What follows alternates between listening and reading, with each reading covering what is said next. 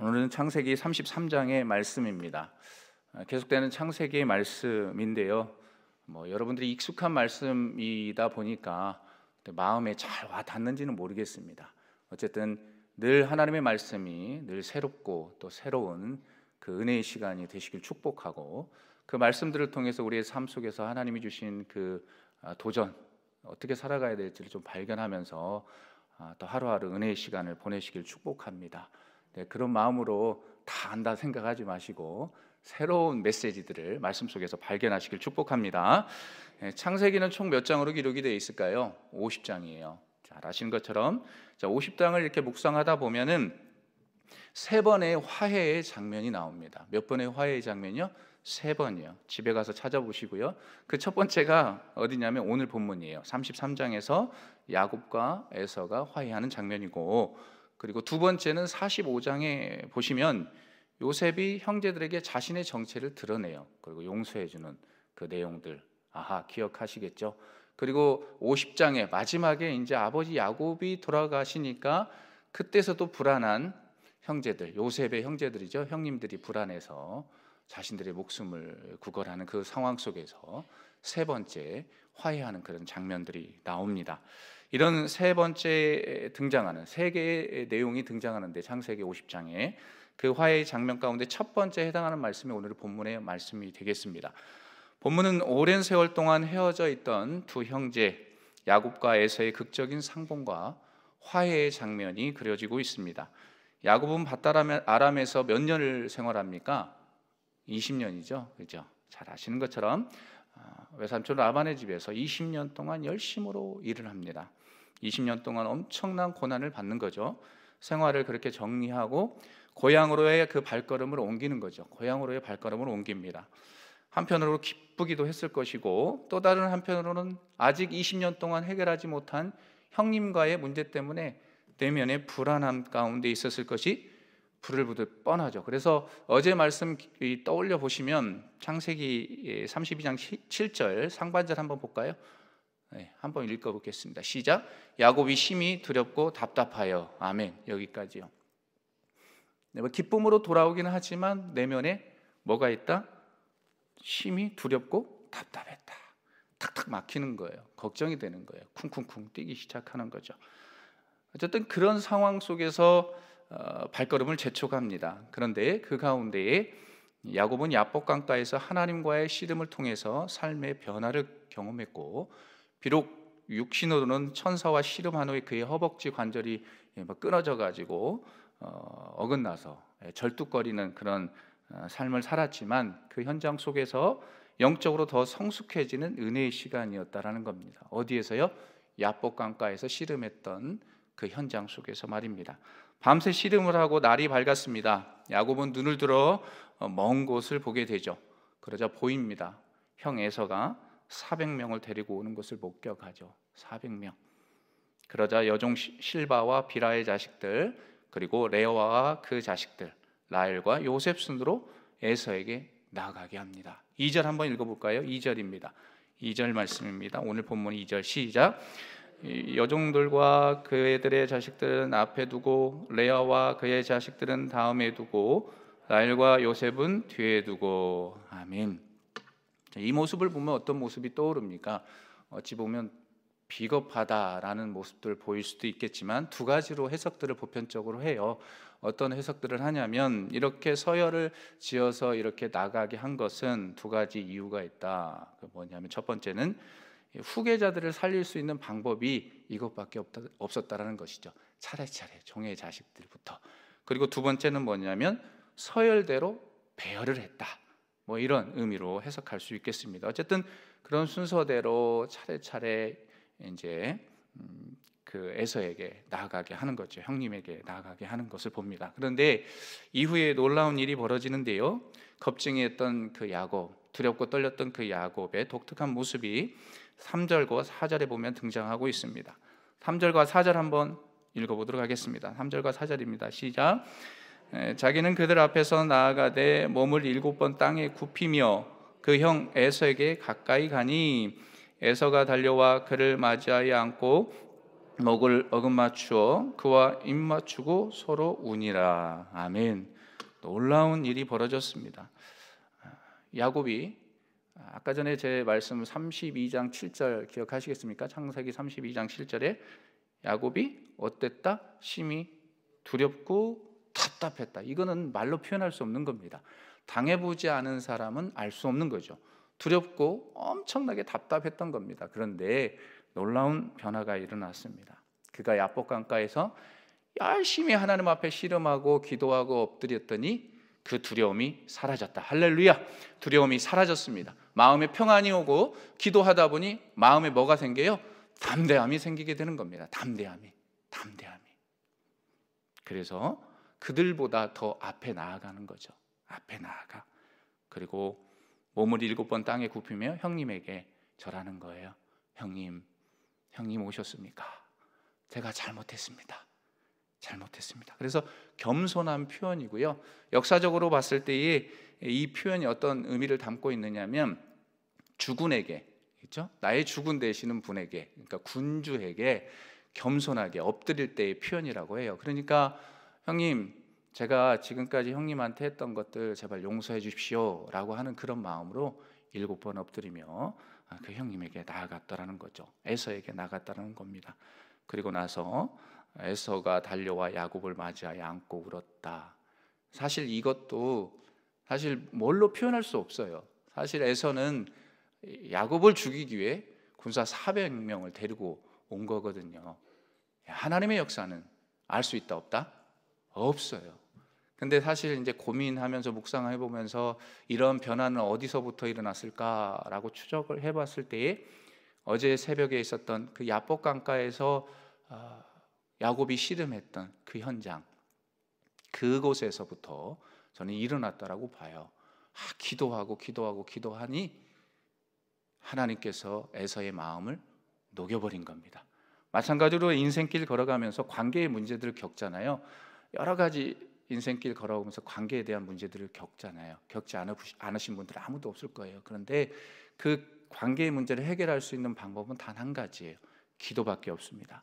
아멘. 기도밖에 없어요. 그리고 일방적인 어떤 용서, 나 용서했어, 나 화해했어, 내가 먼저 잘못했다고 손 내밀었어 하고 끝나는 것이 아니고 상대방의 마음이 녹아져야 되는 겁니다. 나의 마음도 녹아지고 누구의 마음도 녹아진다? 상대방의 마음도 녹아져야지 완벽한 화해가 일어나는 거예요. 그래서 얼싸안고 지금 우는 그런 장면이 그려지고 있습니다. 그야말로 완벽한 화해이죠. 이 모습을 보면 한 사건이 떠올라요. 어딘지 보냐면 누가복음 15장에 그 돌아온 탕자를 맞이하는 아버지의 모습과 이렇게 비추어서 생각해 볼 수가 있습니다. 그렇게 따뜻하게 모든 것을 품어주고 서로 안아주는 그 모습, 아름다운 모습. 이 모든 것을 누가 하셨다? 하나님이 하셨다라는 거죠. 하나님이 하셨습니다. 그리고 눈앞에 가족과 소유물에 대해서 이제 에서가 묻습니다. 그러자 야곱이 뭐라고 말하냐면 5절에 보시면 하나님의 은혜로 받은 것이라. 근데 야곱이 도망칠 때에는 자신의 빈몸, 몸 하나밖에 없었지만 20년 동안에 그 외삼촌 라반의 집에서 생활하면서 돌아오니 엄청 많잖아요. 재산도 많고 자녀들도 많고 식솔들이 너무 많이 늘어난 거잖아요. 그래서 이 연유와 까닭을 물어보는 것이죠. 그러니 5절에서 뭐라고 얘기해요? 이 모든 것이 하나님의 은혜로 받은 것이라. 아멘. 우리의 삶에도 그랬으면 좋겠습니다. 하나님, 우리의 삶에도 하나님의 은혜입니다. 그죠? 우리 여러분들 사랑하는 성도님들 인생길 걸어오시면서 누가 넉넉하게 인생길을 살아온 사람들이 있습니까? 없지요. 모르겠어요. 부모님이 부자여서 그렇게 살아오신 분들 얼마나 되겠어요. 그런데 중요한 것은 우리가 빈몸으로 어렵고 힘들고 힘든 상황 속에서 걸어왔지만 모든 것이 하나님의 은혜입니다. 하나님께서 하셨습니다 라는 이런 고백들을 해드리면서 좀 하나님을 오늘 본문에 야곱처럼 높이는 저와 여러분들의 삶이 되시길 주님의 이름으로 간절히 축복합니다. 자, 이후 야곱이 자신의 가족을 에서에게 인사시킵니다. 인사시키는 장면들이 6절에서 7절을 기록이 되어 있는데요. 함께 또 볼까요? 6절과 7절입니다. 시작. 그때의 여종들이 그의 자식들과 더불어 나와 절하고 레아도 그의 자식들과 더불어 나와 절하고 그 후에 요셉이 라헬과 더불어 나와 절하니. 아멘. 순서대로 또 인사를 또 시킵니다. 그리고 독특한 것은 여러분 여기 보시면 누가 등장하냐면 지금 11명의 아들들 가운데 나중에 베냐민은 나중에 등장하거든요. 아시죠? 베냐민은 이후에 이제 등장하는데 독특한 이름 아들들 가운데 누가 등장해요? 요신데 요셉만 등장하고 있다는 거예요. 이걸 보면서 우리가 앞으로 있을 어떤 복성과 같은 그 아버지나 또 그 어머니가 그를 향한 사랑이 또 남달랐다라는 것을 알 수 있죠. 물론 야곱이 누구를 엄청 사랑했게요? 라헬을 사랑했잖아요.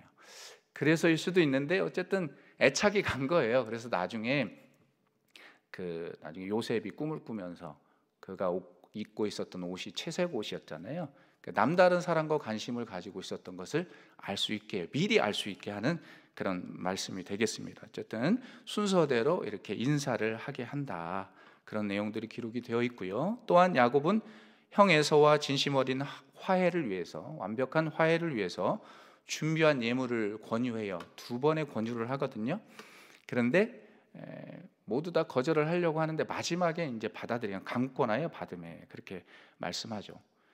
그렇게 말씀하는데 계속해서 야곱은 형에게 준비한 그 예물을 받기 위해 권면한 다음에 다음과 같은 고백을 합니다. 10절 하반절 볼까요? 10절 하반절 함께 읽습니다. 10절 하반절 어디서부터 보냐면 내가 여기서부터 보면 됩니다. 시작. 내가 형님의 얼굴을 배운즉 하나님의 얼굴을 본 것 같사오며 형님도 나를 기뻐하심이니이다. 아멘. 32장에는 분이엘이 나오잖아요. 분이엘은 뭔데요? 하나님의 얼굴. 여기서 뭘로 표현할 수 있냐면 이제는 분이에서예요. 분이에서. 이해하세요? 분이는 히브리어로 분이는 얼굴이라는 뜻이에요. 에서.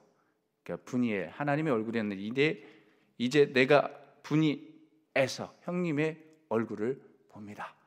에서 형님의 얼굴을 봅니다. 하나님께서 형님의 얼굴을 본 것까지 형님도 나를 기뻐하십니다. 그렇게 얘기하는 거예요. 이후 야곱이 준비한 그 선물을 에서가 받고 화해를 이루죠. 그게 11절인데요. 11절 한번 다시 봅시다. 11절 시작.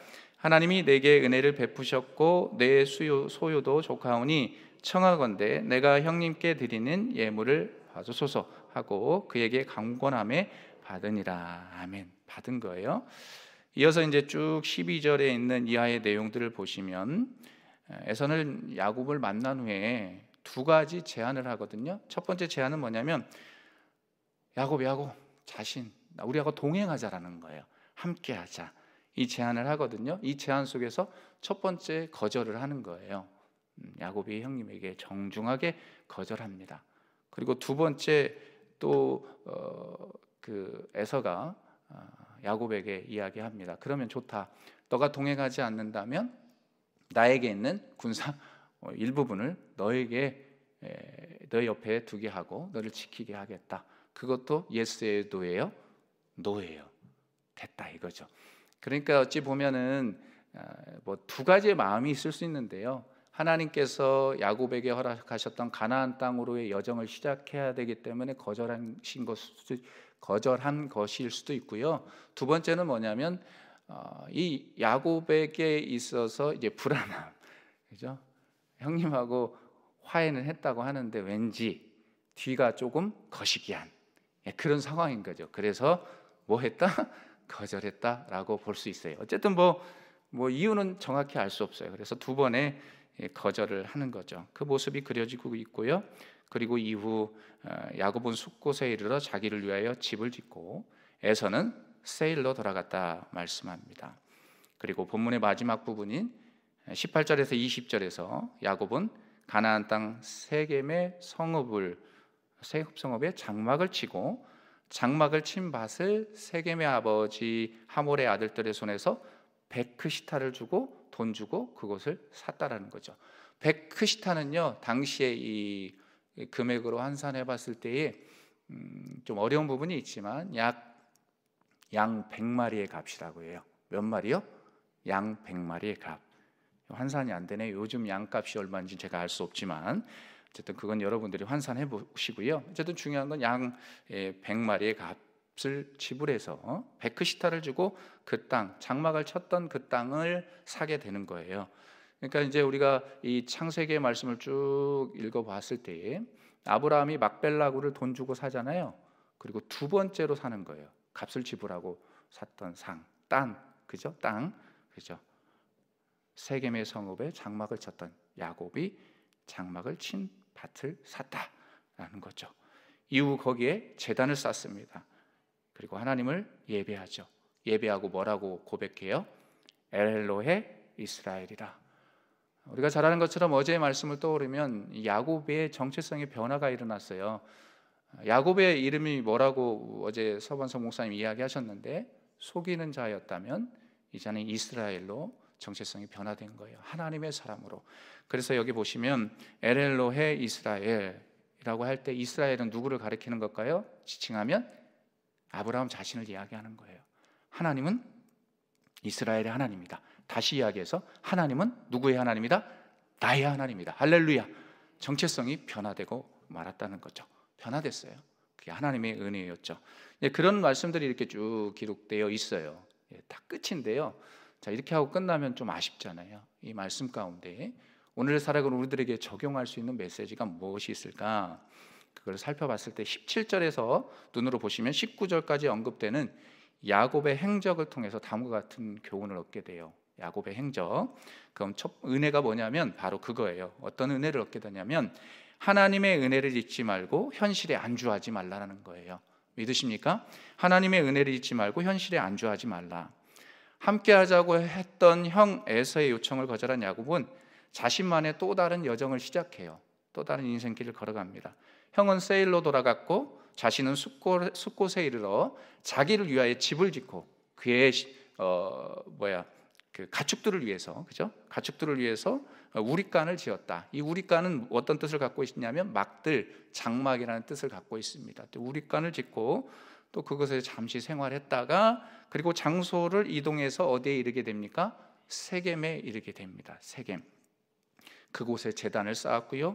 하나님께 예배드립니다. 그래서 잘 아시는 것처럼 엘로헤 이스라엘 그렇게 고백하죠. 그런데 문제가 여기에 있었다라는 거예요. 문제가 어디에 있었다고요? 여기에 있었다라는 겁니다. 사실 그는 창세기 28장에서 약속의 땅 가나안 땅으로 돌아오면 하나님 앞에 어디에서 예배를 드리겠다고 소원했습니까? 베델인 거거든요. 베델에서 예배드리겠다고 그렇게 소원했어요. 창세기 28장 21절 22절 한번 읽어볼까요? 창세기 시작. 내가 평안히 아버지의 집으로 돌아가게 하시오면 여호와께서 나의 하나님이 되실 것이요 내가 기둥으로 세운 이 돌이 하나님의 집이 될 것이요 하나님께서 내게 주신 모든 것에서 10분의 1을 내가 반드시 하나님께 드리겠나이다 하였더라. 아멘. 그죠? 이러한 고백을 했던 야곱, 세 가지 소원을 한 거잖아요, 이 말씀 속에서. 그런데 그는 베델로 가지 않고 세겜에 정착해 버렸다는 겁니다. 그러니까 역사적으로 봤을 때 이 세겜의 지역에 머물렀던 것이 약 10년 정도, 몇 년이요? 약 10년 정도 됐다라고 해요. 10년 정도. 이 상황을 보면은 뭘 알 수 있느냐면 하나님과의 약속보다, 야곱이 하나님과의 약속보다는 자신의 평안함, 그 안락함을 추구했던 결과라고 볼 수 있는 겁니다. 또한 하나님의 은혜를 잊고 현실에 안주해버린 결과라고 이야기할 수 있는 거죠. 광야 생활이니까 또 이동하는 게 쉬웠겠습니까? 엄청 어려웠겠죠. 자, 그렇기 때문에 그의 고백, 엘로헤 이스라엘이라는 이 고백은 어찌 보면 반쪽짜리 순종의 고백이라고 할 수 있는 거예요. 반쪽짜리 순종의 고백. 반쪽짜리 순종은 완벽한 순종입니까? 불순종입니까? 불순종인 거예요. 반쪽짜리 순종은 불순종입니다. 왜냐하면 하나님께 예배하고 높여드려야 할 장소가 은혜의 자리였던 어디였기 때문에 베델이에요. 베델. 결국 이러한 야곱의 결정으로 인해 세겜 땅에 거주하던 야곱의 가정에 비참한 일을 겪게 되잖아요. 그 내용들은 내일 보게 될 거거든요. 제가 미리 이야기하면 내일 말씀 전하실 분이 어려우시겠죠. 어쨌든 비참한 상황을 맞이해요. 자, 사랑하는 성도 여러분, 오늘 살아가는 우리는 이런 모습들을 통해서 야곱이 현실에 안주하고 그것으로 인해 죄악의 그림자가 드리워지고 있다. 죄악의 그림자가 드리워지고 있다라는 것들을 보면서 반면교사 삼을 필요가 있습니다. 야곱은 현실에 안주한 나머지 하나님과의 약속을 잊어버렸어요. 그리고 현실에 만족하고 주저앉고 말았죠. 그래서 결국 가정의 위기까지 맞이하게 됩니다. 두려움에 또 떨게 되는 거거든요. 자, 그러면 이러한 모습들이 비단 야곱만의 문제일까요? 아닙니다. 우리도 인생길을 걸어가다 보면 하나님과 약속했던 것들을 잊어버릴 때가 있어요. 여러분 한번 이 새벽에 생각해 보십시오. 기도하시면서 생각해 보십시오. 나 하나님하고 약속했던 것 있는데 지키고 있는가? 아니면 잊어버리고 있는가? 현실에 안주하면서 안락함을 추구하고 있지는 않는가? 한번 떠올려 보십시오. 크나큰 문제가 사라지고 하나님의 은혜로 그 문제를 이겨내고 나면 우리 안에 찾아오는 것은 평안함입니다. 평안함. 자녀가 취업이 돼야 되는데 취업이 됐고, 결혼을 해야 되는데 결혼을 했고, 그리고 또 건강의 문제도 하나님께서 암도 치유해 주시고 질병도 다 치유해 주셨습니다. 너무너무 감사합니다. 그런데 이 감사의 시간이 길게 가지는 않는 것 같아요. 시간이 지나면 그 은혜를 잊어버리기 마련입니다. 사람은 망각의 동물이라서 그럴까요? 어쨌든 잃어버리게 되는 것 같아요. 감사보다는 불평이 자리 잡게 되고요, 또 하나님의 존재를 의식하지 못할 때가 있다라는 거죠. 그렇게 되어 우리는 항상 기억해야 할 것이 있습니다. 그것은 인생의 평안함 뒤에 찾아오는 그 무언가가 있다. 어둠의 그림자. 그것을 인식하는 거예요. 현실에 안주하게 되면은 어두움의 그림자가 찾아온다라는 것을 경계해야 합니다. 나태해지고 교만해지고 게을러진다. 그게 우리 인생이지 않습니까? 그리고 그로 인해서 필연적으로 여러 가지 시험을 만나게 된다라는 겁니다. 시험을 만나게 돼요. 또 다른 어두움 속에 빠져버리게 되는 것이죠. 그러므로 평안함 뒤에 찾아오는 어두움의 마음을 우리가 제어할 필요가 있습니다. 무엇으로 제어하겠습니까? 성령님의 능력으로, 예수 그리스도의 보혈의 능력으로 제어하는 존재가 되어야 할 줄 믿습니다. 그것을 제어해야 돼요. 그래서 깨어 있어야 되는 겁니다. 성전을 가까이 해야 합니다. 그러면서 하나님의 나라를 향해 믿음으로 전진하는 모두가 되어야 하는 것이죠. 사랑하는 여러분, 현실에 안주하지 마십시오. 하나님과 약속했던 은혜를 기억하며 지켜내십시오. 이 몸을 쳐가면서 지켜내십시오. 저희들도 목회를 하잖아요. 부목사들도 3년, 4년 지나면 임지를 옮겨요. 왜 그렇게 옮기는 줄 아세요? 왜 그럴까요? 교회가 싫어서요? 아니에요. 타성에 젖을까 봐. 아멘? 뭐 조건이 좋은 데를 찾아가는 게 아니에요. 타성에 젖을까 봐. 그리고 쳐가면서 노력하는 거예요. 아, 게을러지면 안 된다. 하나님께서 어렵게 임지를 허락하셨는데 게을러지고 있구나. 죽도록 충성하겠다고 하는데 농땡이 피고요. 그죠?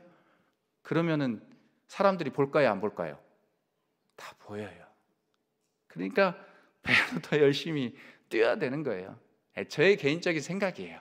저의 마음인데 모든 게 그렇잖아요. 어쨌든 하나님과의 그 은혜 가운데 뭐 여러 가지 어려운 상황들을 걸어오다가 지내오면 우리가 쉽게 현실에 안주할 수 있다는 거예요. 그렇기 때문에 그것을 지켜내기 위해서 부단히 노력하고 한 걸음 더 나아가서 우리를 구원해 주시고 그 크신 하나님의 은혜를 잊지 않는다면 세상의 그 안일함의 자리를 박차고 일어나게 될 줄 믿습니다. 박차고 일어나 어디를 향해 전진하는 거예요? 천국을 향해 전진하는 우리 모두가 될 줄 믿습니다. 그래서 신명기 8장 11절에서부터 14절 상반절의 말씀을 읽고 마치도록 하겠습니다. 신명기 8장 11절과 14절 상반절입니다. 함께 읽습니다. 시작. 내가 오늘 내게 명하는 여호와의 명령과 법도와 규례를 지키지 아니하고 내 하나님 여호와를 잊어버리지 않도록 삼갈지어다. 내가 먹어서 배부르고 아름다운 집을 짓고 거주하게 되며 또 내 소와 양이 번성하며 내 은금이 증식되며 내 소유가 다 풍성하게 될 때에 내 마음이 교만하여 내 하나님 여호와를 잃어버릴까 염려하노라. 아멘. 그죠? 여기까지. 여러분, 내 하나님 여호와를 잊어버리지 않도록 삼갈지어다 말씀하신 하나님의 말씀이 오늘 우리에게 주신 말씀으로 받아들여서 평생 하나님의 은혜를 기억하시면서 하나님의 은혜를 잊지 말고 현실에 안주하지 말고 현실에 이 어두움이 그늘이 임할지라도 오직 예수 그리스도를 바라보며 저 천국을 향해 믿음으로 전진하는 저와 여러분들의 삶이 되시길 주님의 이름으로 간절히 축복합니다. 기도하겠습니다. 이 시간 기도할 때에 오늘 주신 말씀을 품고 기도하시고 하나님의 은혜를 잊지 말고 현실에 안주하지 않게 하여 주옵소서. 두 번째로 기도하실 때에 계속해서 여름 행사가 진행되고 있습니다. 소년부 수련회가 내일부터 진행되고요, 그리고 청소년부 국내 선교가 다음 주에 진행되고요, 그리고 청년부 수련회가 남아 있습니다. 그 일정 가운데 성령 하나님 기름 부어주시고 안전을 지켜주시고 다음 세대들이 하나님 이 시대 가운데 예수 그리스도를 만남으로 변화되는 시간 될 수 있도록 기도해 주시고, 세 번째로 기도하실 때는 담임 목사님 일정 가운데 하나님 안전을 지켜주십시오. 어둠의 세력들 틈타지 말게 하시고 모든 일정이 성황리에 하나님의 은혜 가운데 건강하게 잘 마치고 돌아올 수 있도록 세 가지 기도 제목 가지고 주여 한번 외치고 기도합니다. 주여 하나님 아버지여, 성령 하나님 아버지, 하나님의 은혜를 잊지 않게 하여 주옵소서. 하나님께서 베풀어 주셨던 그 은혜를 잊지 않게 하여 주옵소서. 주님께서 뜨겁게 만나주시고 또 그 뜨겁게 만나주셨던 그 현장 속에서 하나님의 은혜, 또 그러면서 하나님 이렇게 살아가겠습니다, 하나님 이렇게 결단합니다 라고 했던 그 결단의 은혜들을 잊지 않게 하여 주옵소서. 하나님 그저 편안함과 안락함을 추구하지 아니하게 하시고 현실 앞에 안주하지 않게 하여 주옵소서. 더 하나님 말씀 붙잡고 하나님의 나라와 천국을 향해 전진하는 하나님 우리가 되게 하여 주옵소서. 현실 앞에 하나님 안주하지 않게 하시옵소서.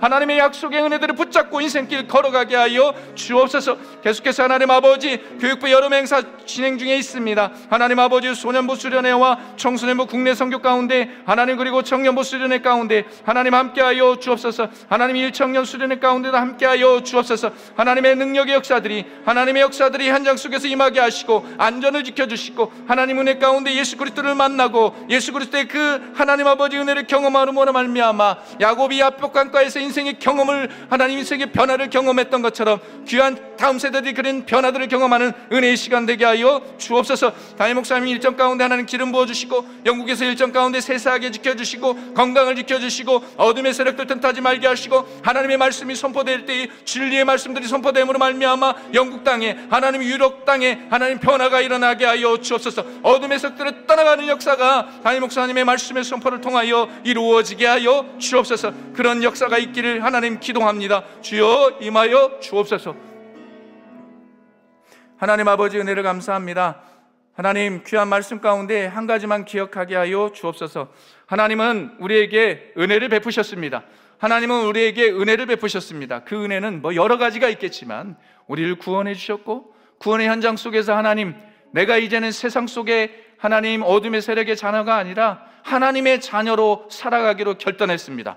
그리고 하나님 아버지 이렇게 살아가겠습니다 라고 결단했던 그 은혜들을 떠올려 보게 하여 주시고, 혹 하나님 아버지 편안한 가운데, 인생의 안락함 가운데에 현실에 안주하고 있지는 않는지 우리의 내면을 점검케 하셔서 다시 일어나게 하여 주옵소서. 다시 일어나서 하나님의 나라와 그 천국을 향해 믿음으로 전진할 수 있는 우리의 삶이 되게 하여 주옵소서. 그래서 존귀하게 쓰임받는 우리 모두가 될 수 있도록 주께서 은혜 베푸시길 원하옵고 거룩하신 예수 그리스도의 이름으로 기도하옵나이다. 아멘. 주여